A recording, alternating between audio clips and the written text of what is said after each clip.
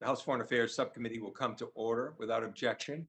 The chair is authorized to declare a recess of the committee at any point, and all members will have 5 days to submit statements, extraneous material, and questions for the record, subject to the length limitation in the rules.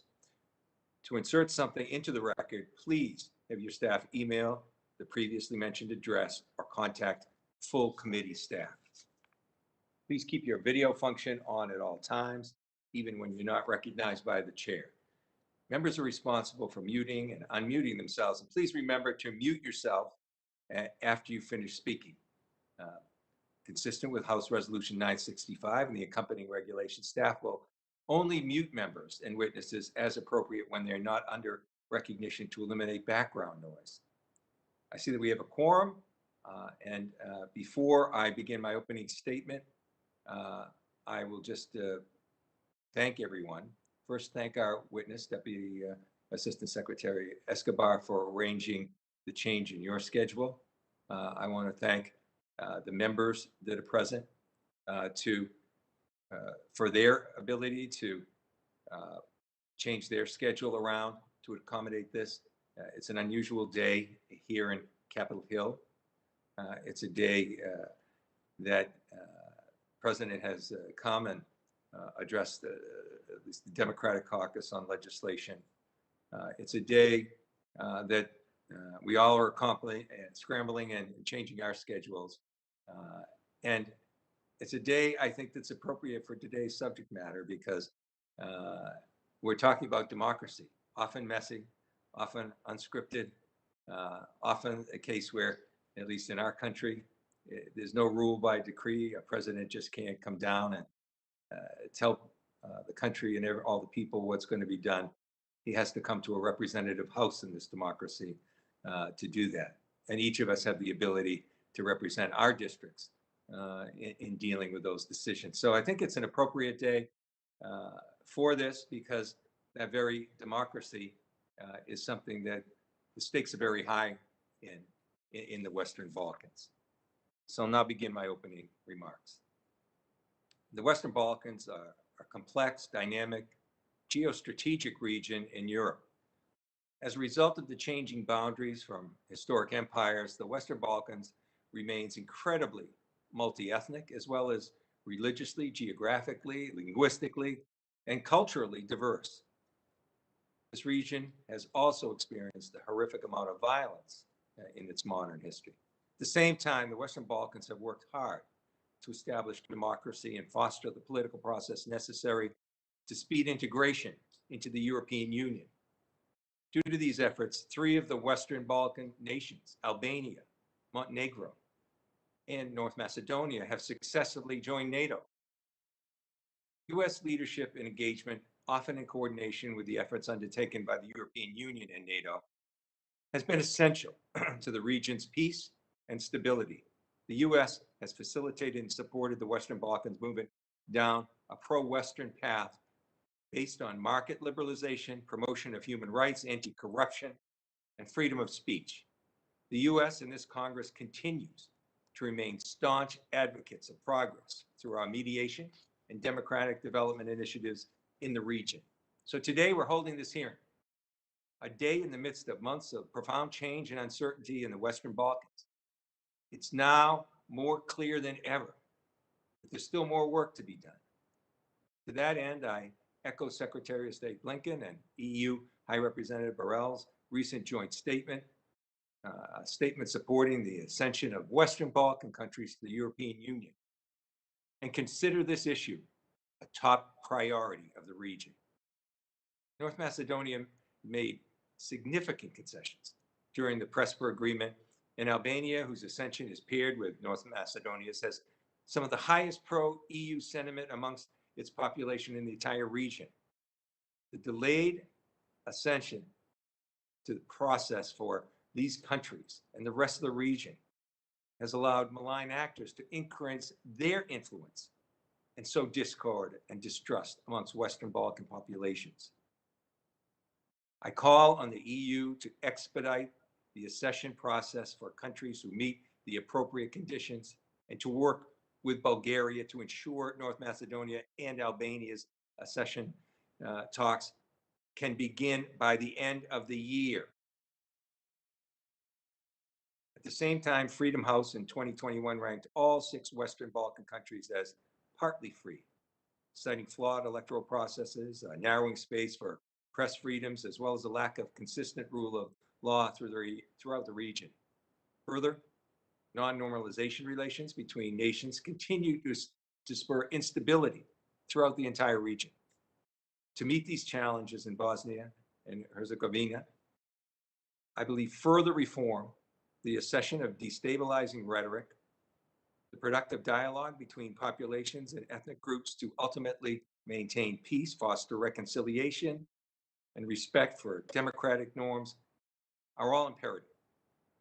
Separatist rhetoric and illegal legislation in the Republika Srpska only further destabilizes a country with deep societal divisions. In addition, while a temporary EU-mediated deal was struck to ease a recent escalation in tensions between Kosovo and Serbia, their lack of normalized relations between the two countries continue to hinder the stability of the entire region.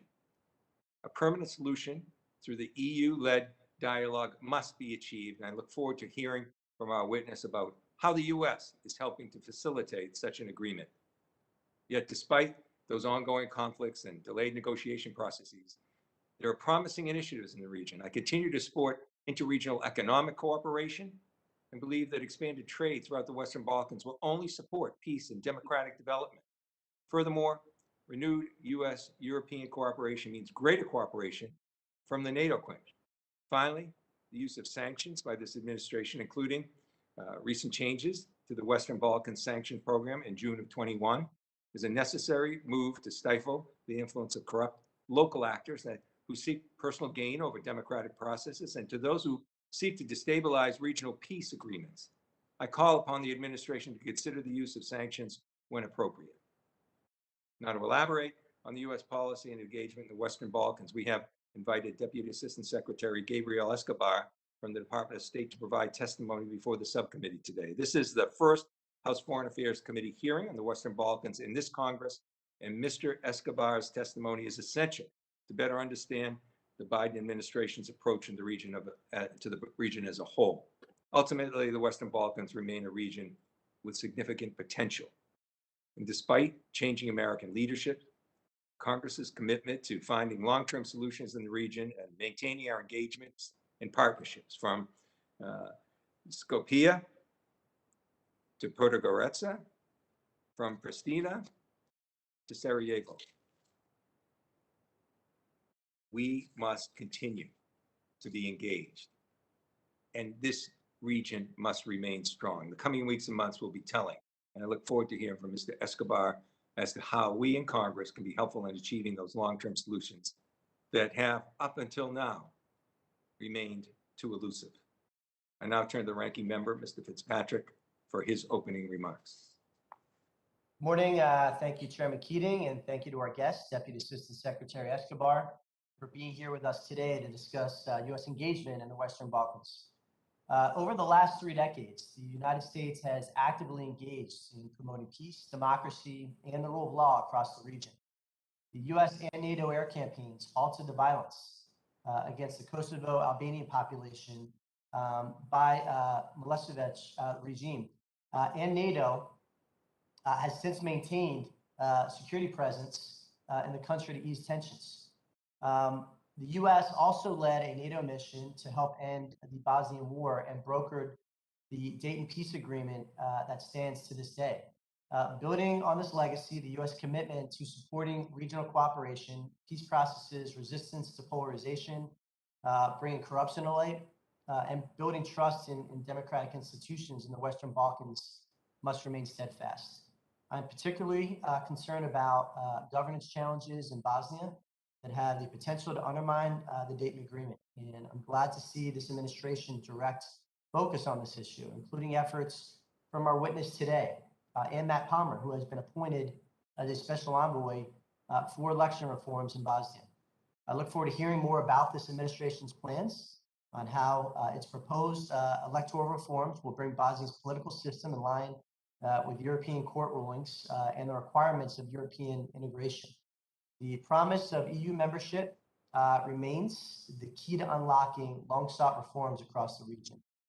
Opening accession talks with North Macedonia and Albania will provide much-needed hope to the people of the region and demonstrate that the West is fully supportive of their Euro-Atlantic trajectory. And failing to push forward with Euro-Atlantic integration will leave the Western Balkans more vulnerable to the autocrats in Moscow and Beijing.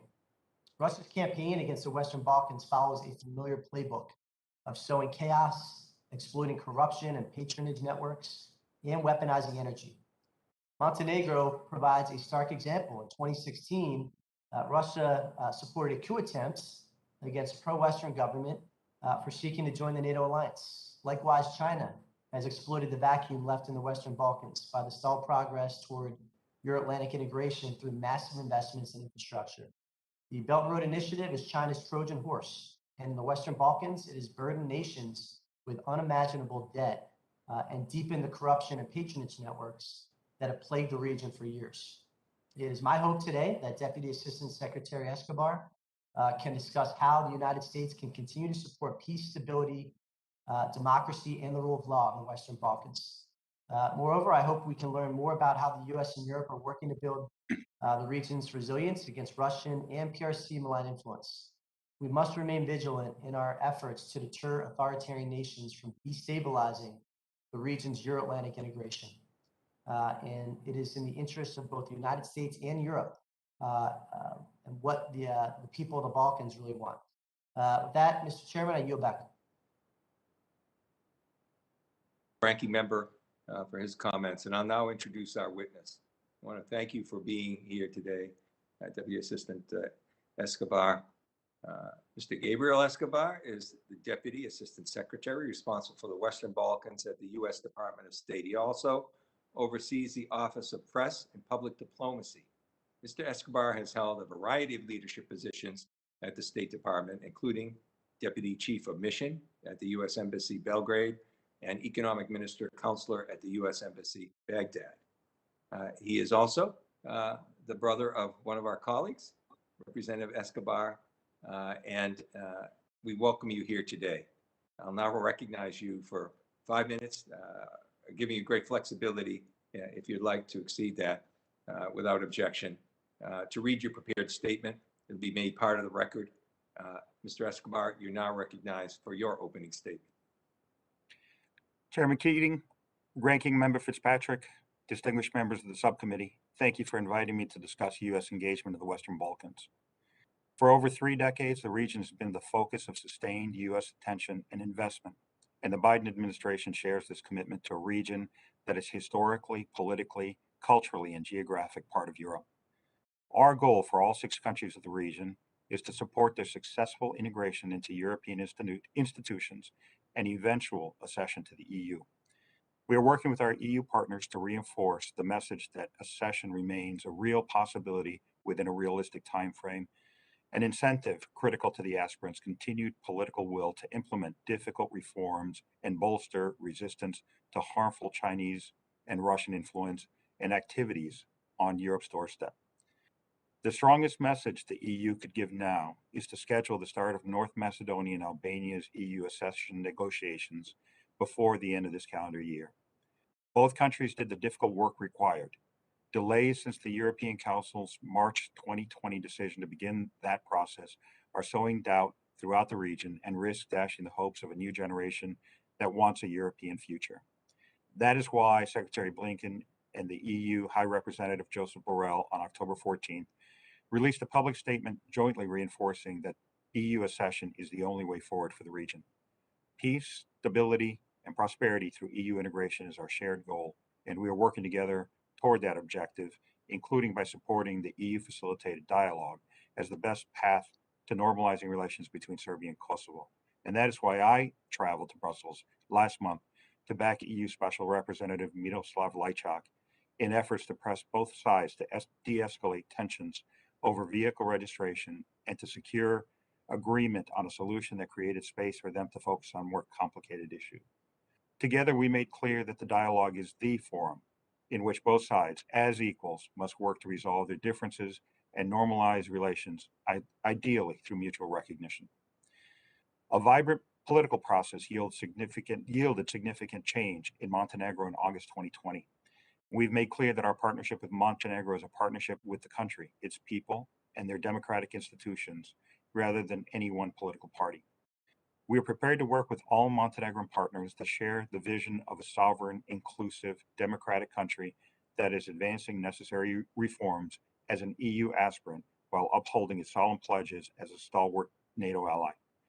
This can be furthered through inclusive dialogue, including with civil society, focused on goals that unite Montenegrins: peace, democratic progress, and economic development, rather than on identity politics and nationalist rhetoric that divides them. In Bosnia and Herzegovina, the U.S. Remains critical to preserving the country's sovereignty, territorial integrity, and the gains of the last 26 years under the Dayton Peace Agreement. We're now working with the EU and others to press for reforms to secure Bosnia's place in the Euro-Atlantic community. Bosnia's clear path from Dayton to Brussels leads through continued reform, including step-by-step electoral, rule of law, and economic reforms that will benefit all its citizens. We and the EU are pressing for these changes. The Office of the High Representative and EUFOR's operationality are indispensable in these efforts. Recent threats to state-level institutions by Milorad Dodik are dangerous and threaten to undermine Dayton and the European choice and perspective of all Bosnian and Herzegovina citizens.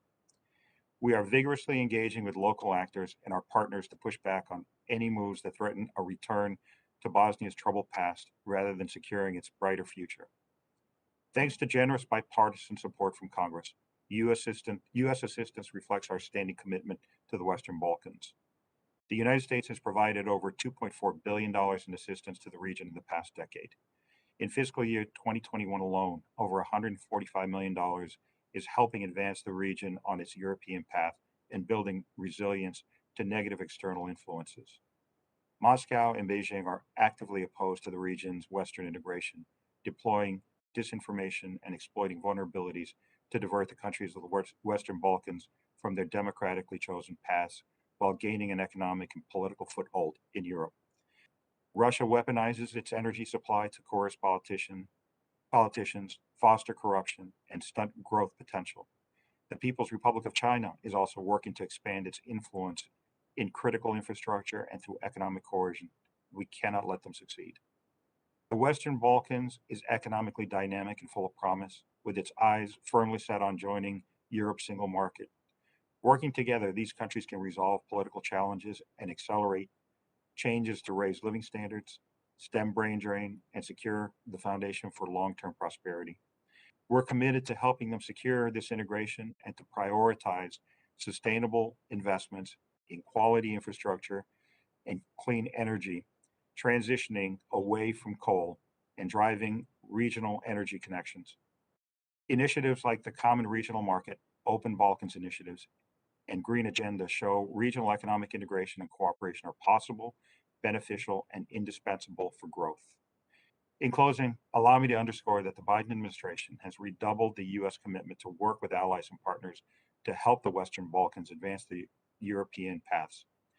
I look forward to working with Congress and welcome your questions. Thank you for your testimony. I'll now recognize members for 5 minutes each pursuant to House rules. All time yielded is for the purposes of questioning our witness. Because of the virtual format of this hearing, I'll recognize members by committee seniority, alternating between Democratic and Republican members. If you miss your turn, please let our staff know and we'll circle back to you. If you seek recognition, you must unmute your microphone and address the chair verbally. I will now start by recognizing myself for 5 minutes. Just want to begin with a very pointed question that I think is practical and essentially, at least as a starting point, because the accession of the Western Balkans countries to the European Union is essential. It's essential for U.S. foreign policy and for European Union policy at large. This was, as you mentioned, reaffirmed at by the recent joint statement by Secretary Blinken and EU High Representative Borrell. Yet at a recent EU summit, on the Western Balkans. The EU was unable to set a concrete timeline for the accession of any Western Balkans countries, and there continues to be sticking points on the part of both of the aspiring members in the European Union itself. Now, despite significant concessions by North Macedonia in their prior dispute with Greece that was resolved with the Prespa agreement, the initiative of the North Macedonia's accession talks remained stalled, and it remained stalled over language dispute with Bulgaria. As a result of Albania's accession talks being tied to this, neither of the two countries can proceed forward. Albania not only has strong public support for EU membership, but also has been a staunch NATO ally. So my question is, what steps specifically can the Biden administration take, and how can they work with the Bulgarians after their upcoming election in November to facilitate an end to this agreement? And can Congress at all be helpful in this effort? Well, Mr. Chairman, thank you for that question. The answer is that we're working with all parties. We're working with the governments of North Macedonia and the governments of Bulgaria to find a positive win-win solution. We're also working with our EU partners who agree with us that this dispute has to be resolved in a relatively short period of time. We are all in agreement that it is in our strategic interest, in America's strategic interest and Europe's strategic interest, to bring both North Macedonia and Albania into the European Union. And we hope to have this resolved in time for both Albania and North Macedonia to begin negotiations this calendar year. You'd mentioned too in your testimony about quote unquote the sowing of doubt in the region. So what would be the effects of continued delay in this area? What are you most concerned with? I'm most concerned about the next generation of the Western Balkans being disillusioned that their countries will enter the European Union within a reasonable time period. I'm also concerned that this inability to resolve it could open the door for malign external influences like China or Russia. Yeah, you mentioned China, and I suspect we'll have questions that will be asked in more detail coming forward, but we always look to Russia in this region, but China is indeed very active. Can you describe some of their activities and the concerns that the administration has about China's activities in the region? Our main concern with China initially is their economic influence in the region. So China has been one of the leaders in the region advancing non-transparent energy deals, non-transparent infrastructure deals, and there's a level of political influence that comes with that, and eventually political coercion. So it's our hope that we can empower our private sector partners to be able to counter China effectively, but working with governments, including with our EU partners, to create the opportunities for transparency and a fair playing field for all of our companies. And if we have a fair playing field, we're confident that we can compete. We can outcompete China in the region. Well, thank you. These will be issues I think we'll have members that are going to pursue with their questioning. If not, perhaps we'll get a chance in the second round or through writing. With that, I'm going to yield to Representative Wagner of Missouri for 5 minutes. I thank you, Chairman Keating, for organizing this important hearing, and I want to thank Deputy Assistant Secretary Escobar for his expertise and certainly for his service. Among the most urgent priorities the United States must pursue in Europe is the promotion of peace, prosperity, and Western integration in the Balkans. Today, deepening divisions in Bosnia, fueled by the reckless secession threats of Bosnia Serb politicians like Milorad Dodik, pose perhaps the gravest threat to Balkan stability. It worries me tremendously to see Bosnian Serb nationalists, in coordination with the ruthless Putin regime, working to roll back the progress Bosnia has made in the last several years. I represent the largest Bosnian community outside of Bosnia, and many of my constituents fled to St. Louis during 1992-1995 Bosnian War, in which more than 100,000 lost their lives. A majority of those killed were Muslim majority Bosniaks. I cannot imagine the heartache my constituents must feel when Dodik denies the horrifying genocide committed by Serb troops against Bosniak Muslims at Srebrenica, or when he threatens to lead the dissolution of Bosnia. These actions are offensive to those who lost loved ones in the Bosnian War, and they are profoundly dangerous to Bosnia's future as a unified, multi ethnic state. It is imperative that the United States protect Bosnian sovereignty and territorial integrity as the country navigates these challenges. Deputy Assistant Secretary Escobar, a leaked cable written by Special Envoy for the Western Balkans, Matthew Palmer, has been criticized by some Bosniak analysts as outlining a dangerous policy in respect to electoral reform in Bosnia. They suggest Mr. Palmer is working too closely with the nationalist forces who are aiming to further ethnicize the electoral law. What is the Biden administration's plans to address these concerns, sir? Well, thank you for that question, Congresswoman. And I want to say to begin with that I know many of the communities that have resettled in your district. They are very, very loyal and patriotic Americans, and I welcome their support in everything that we do in the Balkans. With regard to Bosnia and Herzegovina, the Dayton Peace Agreement is the basis of our policy there. That agreement has managed to keep the peace for over 25 years. And that agreement reinforces the independence, sovereignty, and territorial integrity of Bosnia and Herzegovina. And we see Bosnia and Herzegovina as succeeding only as a multi-ethnic, inclusive, and democratic country. I agree with you that efforts to unilaterally withdraw by any entity, to unilaterally withdraw from central institutions is dangerous and reckless. We're working with our European partners, with NATO, with the U4, and with the Office of the High Representative to ensure that none of this comes to pass. I personally will be traveling to the region Good. in November to reinforce that message. The counselor to the Secretary of State will follow shortly afterwards. But in the meantime, we have several people who are engaged on this on a day-to-day basis, including 4 full-time senior Foreign Service officers in country at any given time. Good.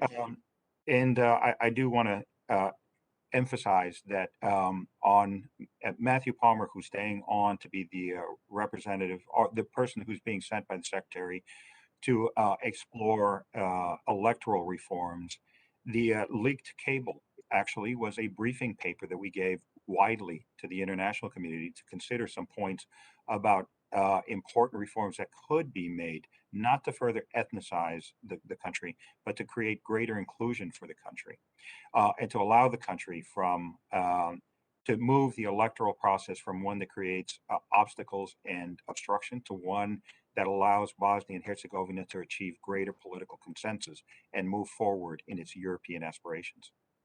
Well, Dodik and his Serb and Russian allies are seeking the end of the Office of the High Representative, an independent body tasked with ensuring implementation of the peace agreement.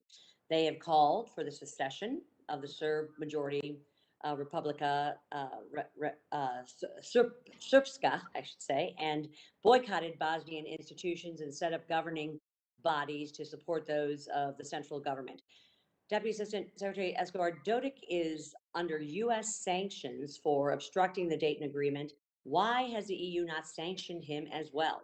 And is the United States pushing the EU to hold Dodik accountable? And I'm out of time, so I'd ask you to for a expedited answer, please. Yes, yes, we are working with our Europeans to make sure that there are consequences to any illegal or any destabilizing action, and I look forward to briefing you again after my return from Bosnia. Well, I appreciate that very, very much, and I'm sure the committee and the chairman and certainly our staff would welcome a briefing, and certainly my Bosnian community in St. Louis would be grateful, and I'm glad that you're going. I thank you, Mr. Chairman, for your indulgence, and I yield back. Thank you, Representative, and we will indeed look forward to hearing from you on your return. Thank you for taking the time, being on the ground, and your personal involvement in this. That's so important. And as a result of those experiences, we would ask you to join the committee in a briefing going forward when you return on what you've seen on the ground. With that, I'm going to recognize for questions for 5 minutes, Representative Wild from Pennsylvania. Thank you, Mr. Chairman, and welcome, Mr. Escobar. I'm happy to meet you. Your sister is one of my favorite colleagues, I have to say. I don't mean to pander, but she is. So I'm happy to meet you. To the point, around 400,000 Bosnians, or about 12% of the population, cannot run for parliament or the presidency because of their religion, ethnicity, or where they live. This includes Jews, Roma, and other minority groups not considered among the 3 constituent peoples identified in the Constitution. And because of these provisions, the European Court of Human Rights ruled in 2009 that the Bosnian Constitution violated the European Convention on Human Rights. Despite this ruling, the Constitution has not changed. In its opinion on Bosnia and Herzegovina's application for membership to the EU, the European Commission specifically cited this case and stated significant incremental reforms are therefore needed to ensure that all citizens can effectively exercise their political rights in order to accept the country into the EU. How can the administration work more effectively with our European counterparts to encourage these reforms? Thank you for that question. In fact, you are correct. That is the goal of the limited electoral reform that Matt Palmer is working on, is to make the electoral law compliant with that ruling. We agree with the ruling, and we do agree that Bosnia and Herzegovina have to make all the reforms, including the limited constitutional reforms necessary to make it compliant with the European Union's requirements. Additionally, this is not the only obstacle to Bosnia and Herzegovina's EU aspirations. There are significant questions on rule of law and other issues. And we're working very closely with our European partners in making sure that they can meet those requirements. That is the basis of the Office of the High Representative's 5+2 agenda. And as we work through them, hopefully with a sense of urgency, we expect Bosnia will accept those recommendations for reform. Thank you. And switching gears, in October of 2020, Albania hosted the first ever Balkans Forum against anti-Semitism to combat anti-Jewish prejudice in the region. The Albanian Prime Minister called anti-Semitism a threat against our own civilization. How can we in the United States incentivize more allies and partners in the region to take concrete steps against the rising threats of anti-Semitism, racism, and ethno-nationalist violence? Well, thank you. I agree with you. We need to take important steps to address this. The department has a special envoy for Holocaust issues and anti-Semitism, and that envoy makes regular visits to the region, and to all of Europe, to encourage countries to appoint similar people to appoint people to similar positions. But at the same time, we make it a regular part of our engagement with governments in the region, including with Serbia, Bosnia and Herzegovina, Croatia, and Albania, among others. So we hope that we have at least raised the awareness and raised our concerns to the government. And I would say that those discussions have yielded significant progress in the cases where I have personally been involved. So let me ask you, I know that the region may be susceptible to anti-Semitism precisely because of its history of interethnic prejudice and violence, but do you see opportunities to display this tragic history and the progress that has been made as a case study for why we need to combat these trends, not just in the Balkans, but also in Europe more broadly and around the world? I do. I definitely do think there's opportunities for that. And based on my interactions with regional leaders, I would say that that dialogue would be a welcome one. Thank you very much. I yield back, Mr. Chairman.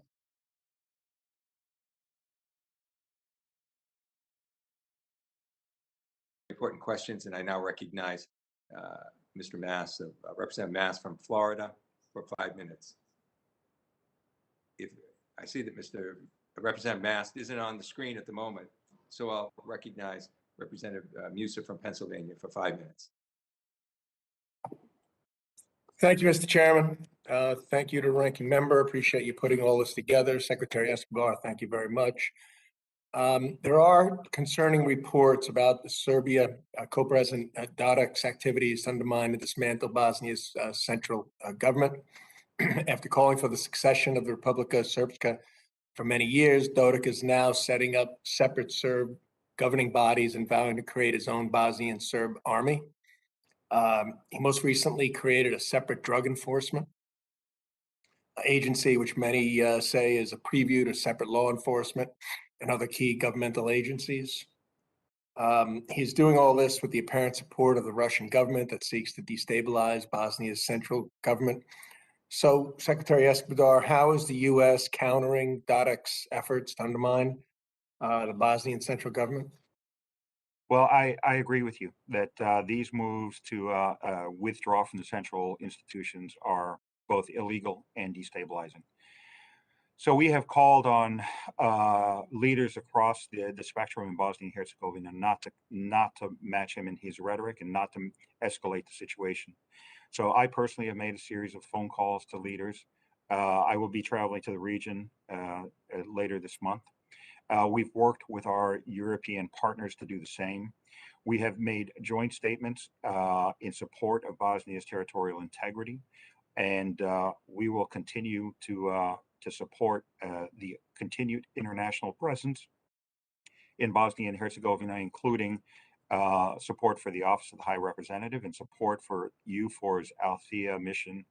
But beyond that, we have other tools, including sanctions, that we are prepared to use in order to limit any further challenges to Bosnia's territorial integrity. Thanks for that answer. Yeah, I did have the occasion to speak with a foreign minister recently, very, very concerned about matters, and certainly your long history there and knowing the ground, knowing the field, I'm sure will be enormously helpful because it seems like a very, very precarious situation. I would So say, Russia- Congressman, that with very, very few exceptions, Dodik has very little support for what he's doing, including very little public support. Good. And I hope to capitalize on that. Yeah, all right, that's excellent to hear. Okay, so Russia has cultivated dependence and exerting their type of influence, which is usually malign. It's exasperating discord in Bosnia, derailing Balkans countries' NATO bids. That's something that, of course, is of great interest to many, and be using Serbia as a regional intelligence hub. And yet the region depends very much on Russian natural gas.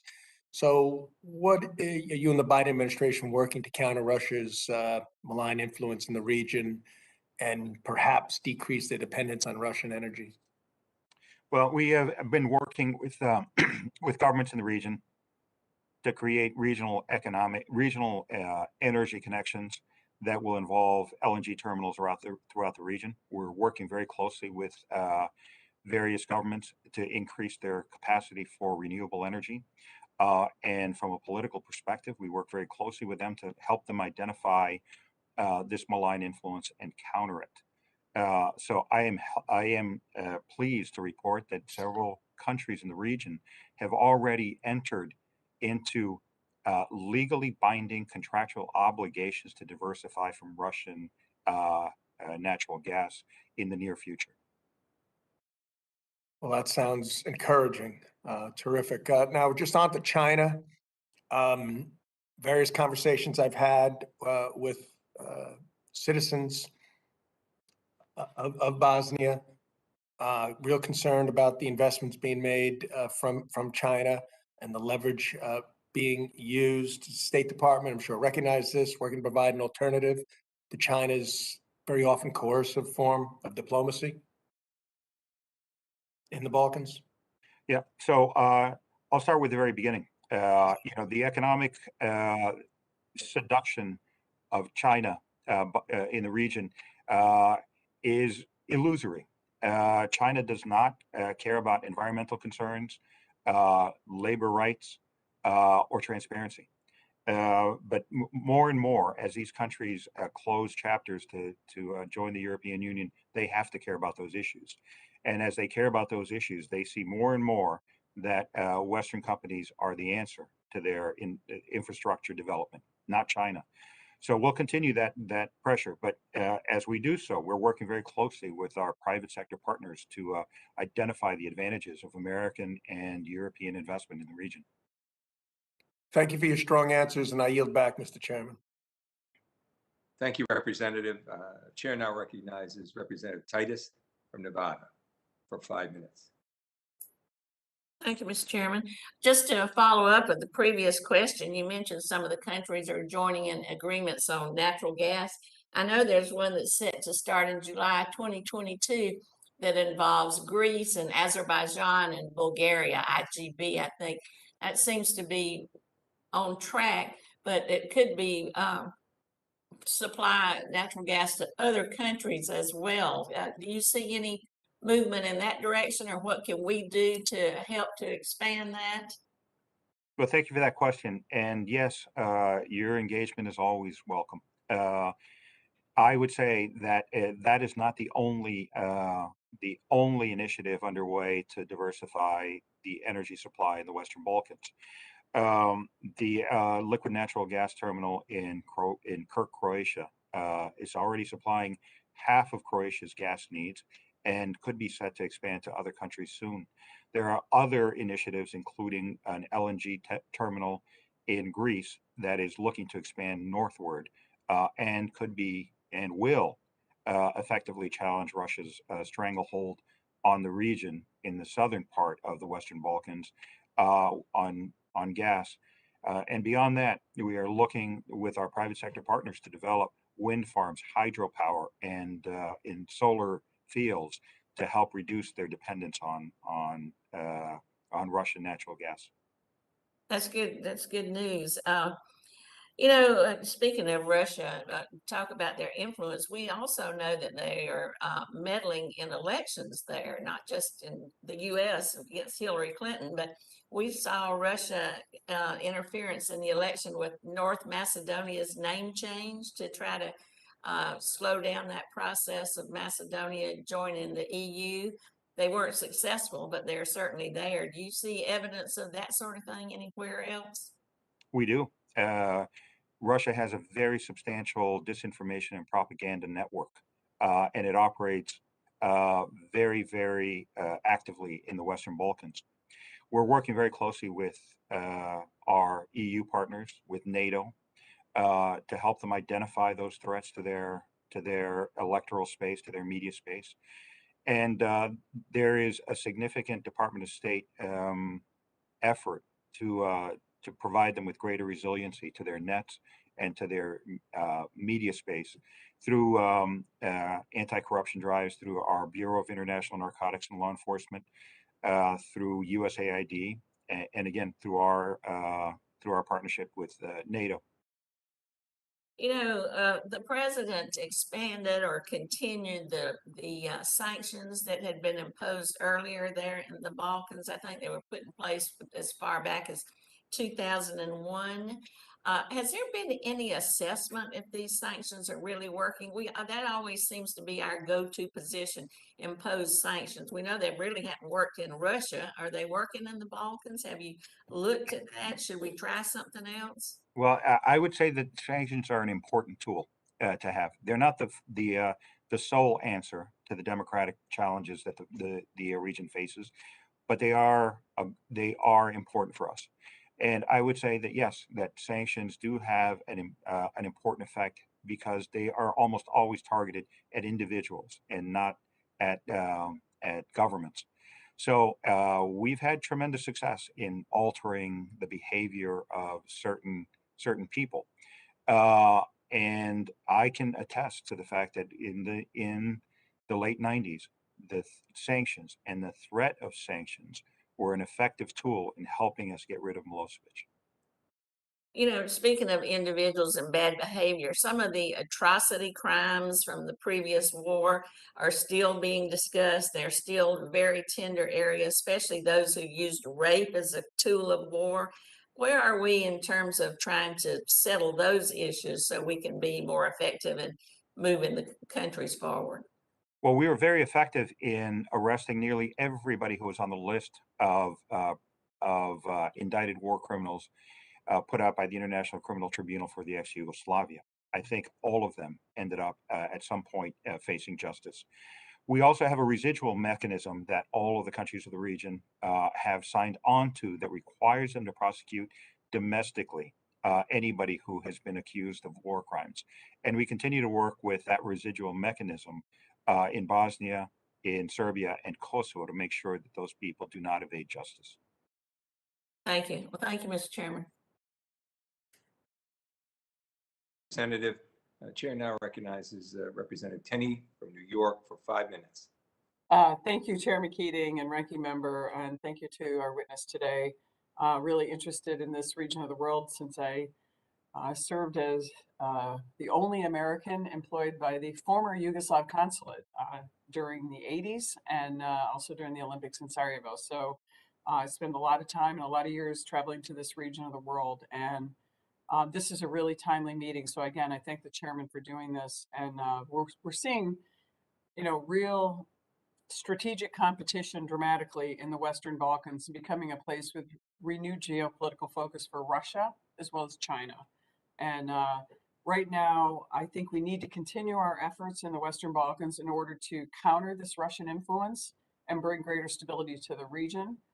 In the Balkans, especially, the scale and depth of the U.S.-European cooperation demonstrates the ways in which the transatlantic relationship helps us address real issues and build stronger and long-term bulwarks against this Chinese and Russian influence, which I hear about all the time from my friends, formerly of the consulate and in other parts of the former Yugoslavia. My first question, in dealing with Serbia, Albania, and North Macedonia, they're engaged in a regional economic process called the Open Balkans. I believe greater regional economic integration could make the Western Balkans more interconnected and prosperous. Does the State Department support the Open Balkans initiative? We support all initiatives that bring the countries closer together economically. We believe that closer economic cooperation is not only happening, but it will continue to happen. The leaders of the three countries that have explored the Open Balkan Initiative have assured us that it is open to all 6 countries of the Western Balkans, and we believe them. And in fact, it cannot succeed without the other 3. This Open Balkans Initiative also mirrors something under the Berlin process called the Common Regional Market. So we think that they're complementary. We think that anything that brings the countries closer together will create confidence among the people, will create opportunities for political movement on some of the issues. So yes, we support all efforts to bring the countries closer together economically. And by the way, should this happen, should we get a regional market, a free market among 6 countries of 20 million people and $125 billion economy with great growth rates upwards of 6 or 7%, it would be a very, very attractive market for American companies. So we want to encourage all of that, and we want to encourage American investment in the region as well. Thank you. Yeah, especially countering anything that the Russians are doing. Let me ask you, is the administration doing anything to ensure that Montenegro sticks to its Euro-Atlantic path and upholds its obligations to NATO? And what would be the consequences for these efforts as the pro-Russian Democratic Front directly participates in government? Is that something that you guys are tracking? Yeah, we're tracking that very, very closely. In fact, last week we had a series of Montenegrin delegations visit Washington, where we pressed them on maintaining not only their European orientation, but upholding their NATO commitments. At every meeting with every interlocutor, we got the commitments that their government will abide by that arrangement. Additionally, we raised with them our concerns about the Democratic Front, and they have recognized that every member of the coalition will sign on to continued NATO membership, continued recognition of Kosovo, and a continued path to Europe. And we had gotten assurances that that will not change. So Right. we're watching very closely. And as I travel to the region, immediately after my visit to Bosnia and Herzegovina, I am traveling to Montenegro by road to have more discussions with the government to ensure that this continues to be the case. Okay, that sounds like a lot of progress is at least on being made. In terms of Montenegro's security and intelligence services, are we actively monitoring that, and are we able to scrutinize some of these key appointments and keeping track of what's happening with the DF and their participation in the government? Yes, the government has given us full transparency about their moves within the government. They have previewed their appointments, and they continue to meet their obligations. I would say that Montenegro is still a very, very close ally and a very good friend.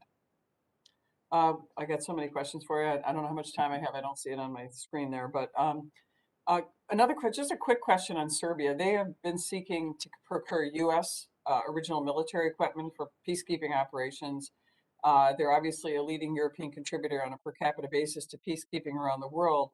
But while Serbia isn't a member of NATO, Serbia's use of U.S. origin military equipment would increase interoperability between the Serbian military of the United States and our allies. Do we support procurement of U.S. military equipment between Serbia and the United States? And what are the concerns you may have on that, obviously with the Russian influence in the region? I would say that our relationship with Russia with Serbia is improving at the expense of Russia. We currently have a very strong partnership between the Serbian military and the Ohio National Guard. And every time they do an exercise, it displaces a Russian exercise.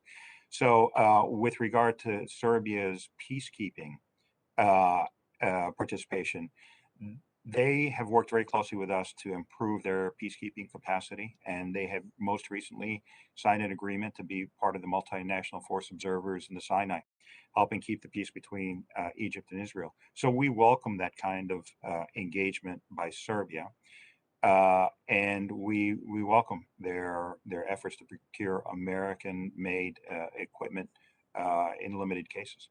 Great, thank you. Can I just grab one quick question on Bulgaria? They have 16 European Court of Human Rights judgments against them for violating human rights and freedom of assembly of the Macedonian minority in Bulgaria. What is the administration doing to make sure Bulgaria is fulfilling its obligations as a NATO member in regard to these human rights violations?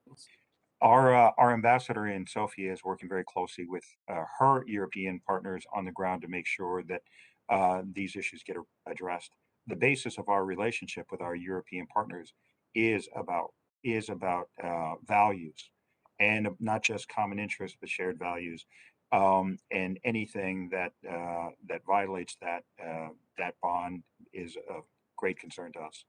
Great, thank you. I appreciate the questions. I think I'm running out of time, but would love to submit questions on Bosnia when we get there too, because I have a large Bosnian refugee population, as Representative Wagner does. But thank you so much. I really appreciate the answers and direct answers to our questions. Thank you. Thank you for sharing your experience with us. And the chair recognizes Representative Brad Schneider for 5 minutes. Thank you, Mr. Chairman. And first, let me thank the chairman for your leadership on our resolution we are introducing later today, reaffirming the U.S.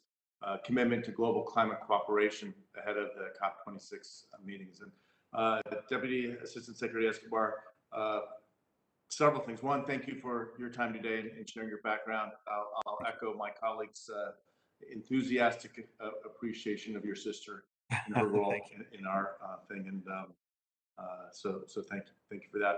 I also want to associate myself with my colleague, Representative Wild, as well, with her concerns about anti-Semitism in the region. I very much appreciate your response to that. What I want to focus on is really the issues of foreign influence in the region, in particular, as you've already talked about, to some extent, Russia and China, relative to the European Union and the United States.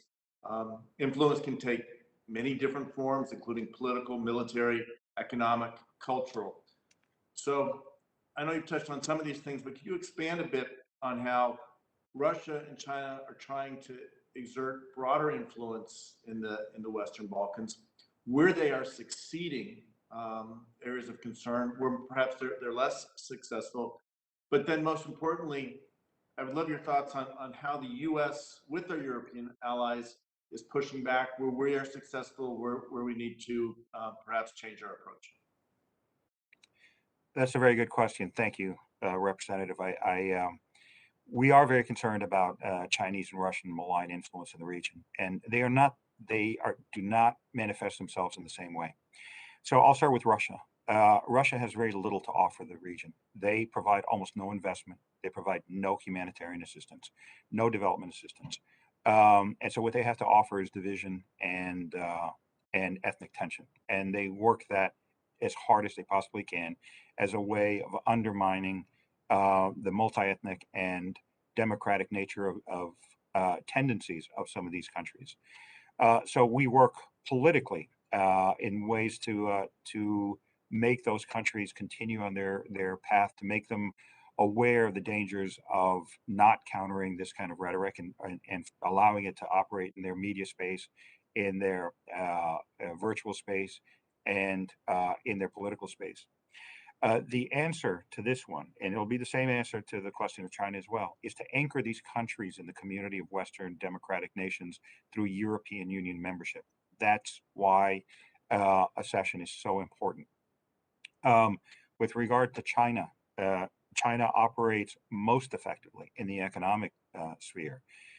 They provide non-transparent loans, often with conditions that surprise the countries later. They operate in ways that overpromise and underfulfill their commercial commitments, and they frequently do so by pressing that these contracts become state secrets. So even the taxpayers and the voters and citizens of these countries don't understand the nature of Chinese investment.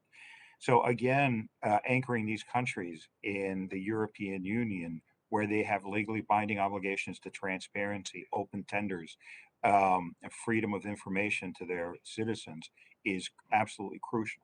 In the meantime, I do believe that American companies are the best in the world, and they can outcompete China anywhere, anytime, on the basis of quality, customer support, and technology.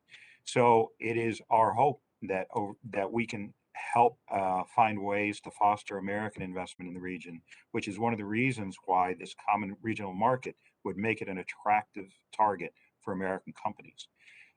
So ultimately, it is this joining this broad open market of Europe with its standards, its legislative framework, and its regulatory structure that'll help us combat Chinese economic influence.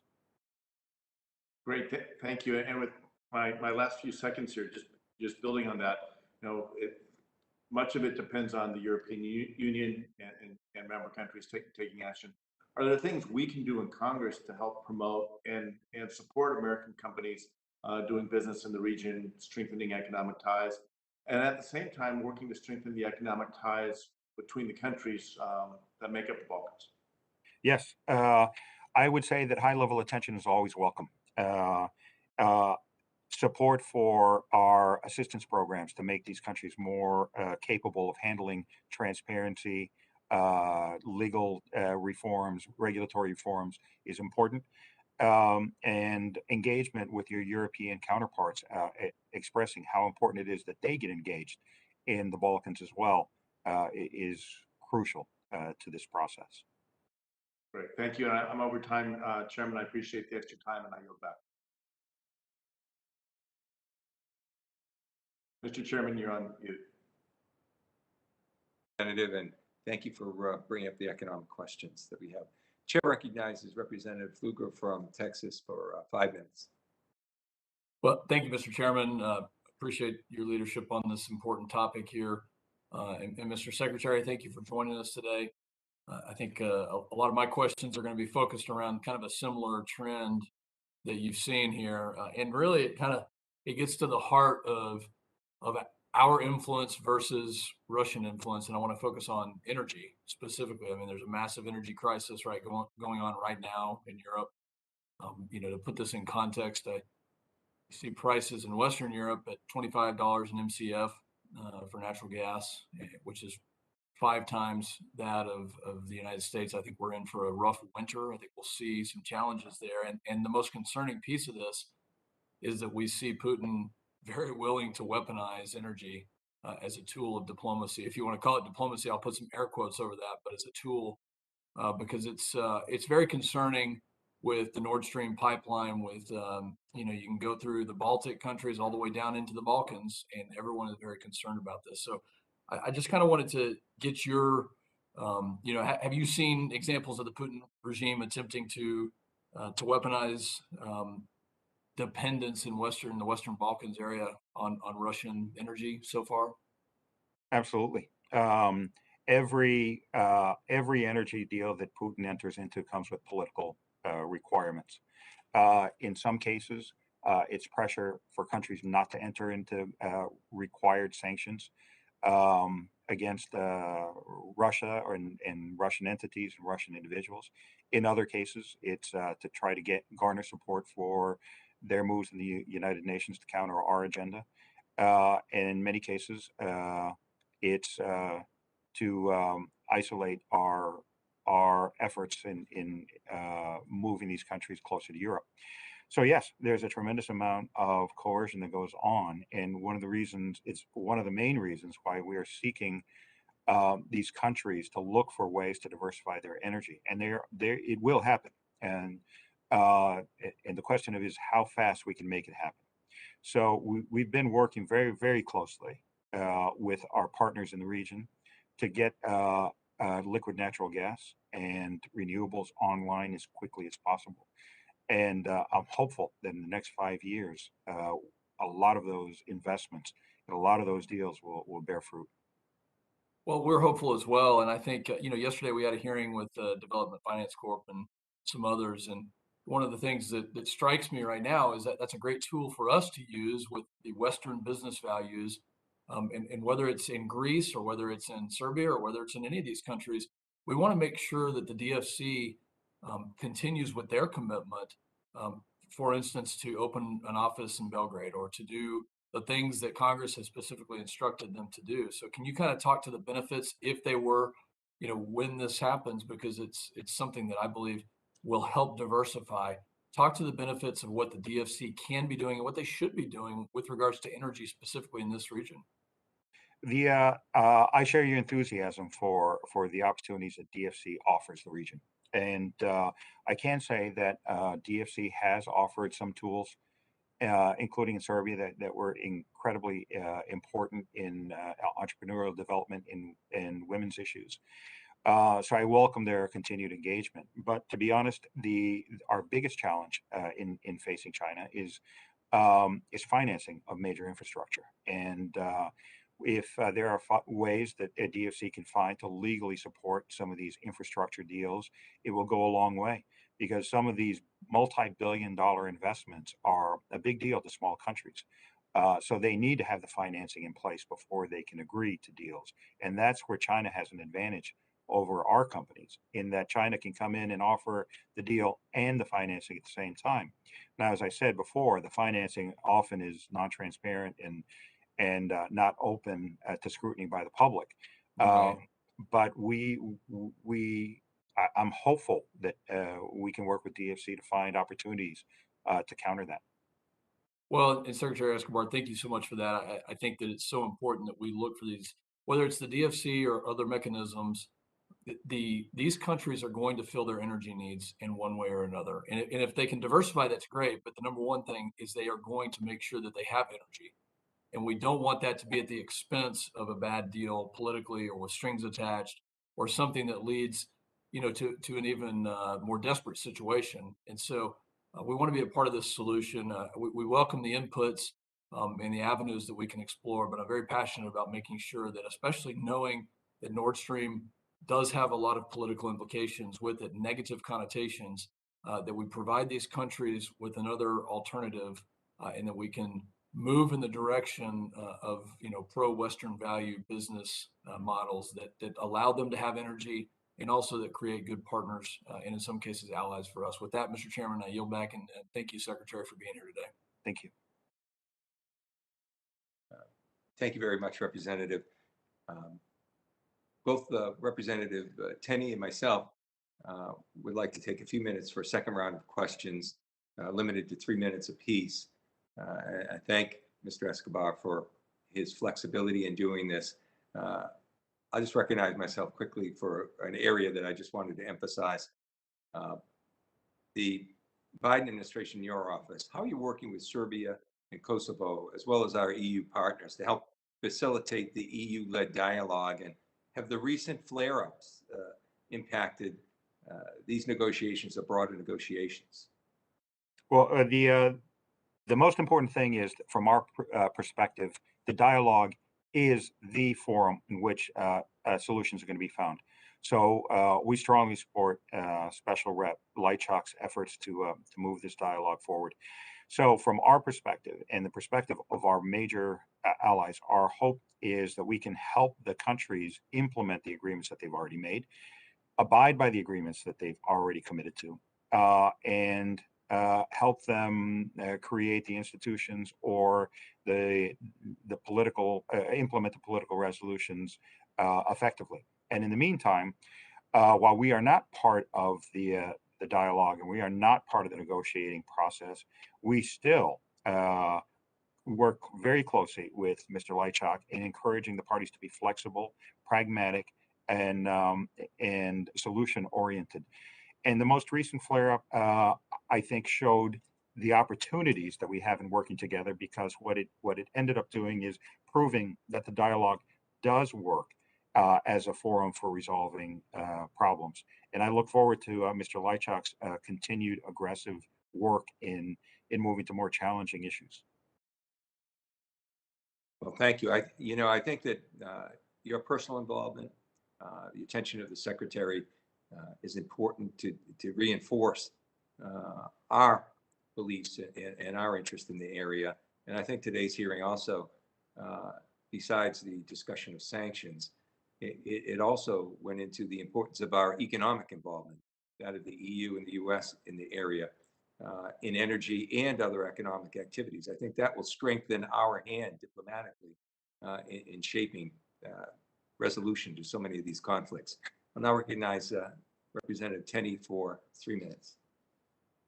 Thank you, Mr. Chairman. I just want to clarify something, Mr. Escobar, on the DFC presence in Belgrade and supporting the private investments in the Western Balkans and the Aegean. Is that something that, are we committed to that still? And will we be putting a person in place there? I don't know. I didn't catch a precise answer to that. Is the reason we don't have someone because we're deciding whether to do it, to put someone there, or because we just don't have the right person to go there?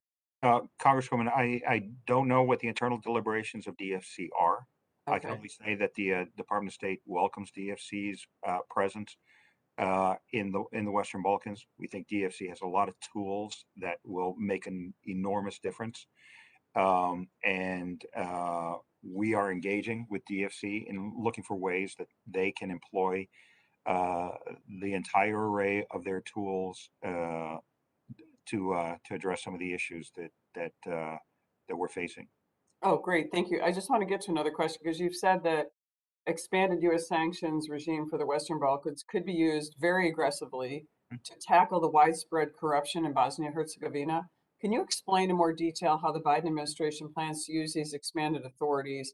And has the threat of sanctions been used to bring Bosnia-Herzegovina's different parties to the table on election reform? And I know this comes down to a lot of people not understanding some of the regional issues where Bosnia and Croatia are so close to each other. Can you answer that? And then if there's a way that we can have Croatia get their representation somehow. I know that there's cross nationalization. A lot of Bosnians and Bosniaks are Croatian nationals, and they're also Croatians who are Bosnians. So obviously this is probably a remnant of the old Yugoslavia, but can you just, what is the sanction regime and how are we going to resolve this sort of election issue that's sort of Right. a, Well, I'll start with the easy Yeah. answer first. Croatia is a signatory to Dayton, and they have a legitimate interest in what happens in Bosnia and Herzegovina. And for that reason, Matt Palmer stopped in Zagreb for consultations before he traveled on to Sarajevo. So we are working with our Croatian partners in making sure that that they can support and implement their end of their requirements. With regard to sanctions, the new expanded authorities have not been used yet, but we intend to use them very aggressively. And they can be used both against entities and individuals, but they're more effective when they're used against individuals. So in my personal experience in the Balkans, sanctions have been very, very useful in getting either unhelpful actors to get out of the political space, or to isolate them, or to change their behavior. So it's our intent to use them. Yes. quick question. Would you support a Dayton 2 to reconsider and a new version that, as Representative Turner introduces each year? Would that be something you'd support? I don't. I mean, the Dayton Peace Agreement has been successful in keeping the peace for over 25 years. And I believe that with limited constitutional reform, with step-by-step electoral and judicial reforms, we can get to a more functional place in Bosnia. Great. Well, thank you so much. I really appreciate the extra questions and your time. Thanks so much, Thank Mr. you. Chairman. I'm grateful. Thank you very much. As you can see, Mr. Escobar, there's been great bipartisan interest in the region. I think that's very important to underscore from Congress.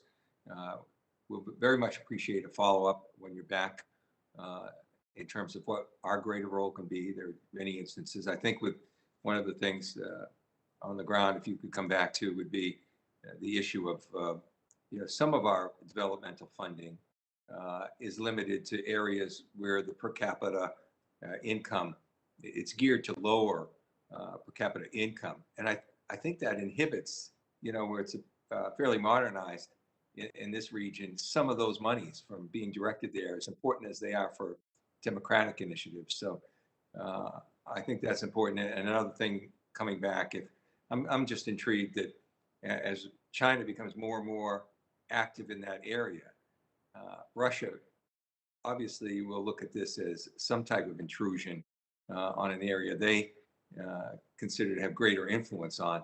So I'd also, as a follow-up, be very curious as to what you're finding out with that. So I want to thank you for your time. I want to thank all the members on a very difficult day where we had to do some shifting, but we did not want to delay this hearing.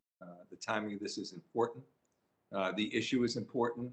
This is an issue when our subcommittee was forming early in this Congress. We wanted to make sure we had a hearing on the Western Balkans and emphasize this. I think it's very important. So I appreciate your participation. Look forward to a successful trip and to come back and further brief this committee on what you see on the ground. Thank you, Mr. Chairman. So with that, members of the committee will have 5 days to submit statements, extraneous materials, and questions for the record, subject to the length limitation that are there in the rules. I want to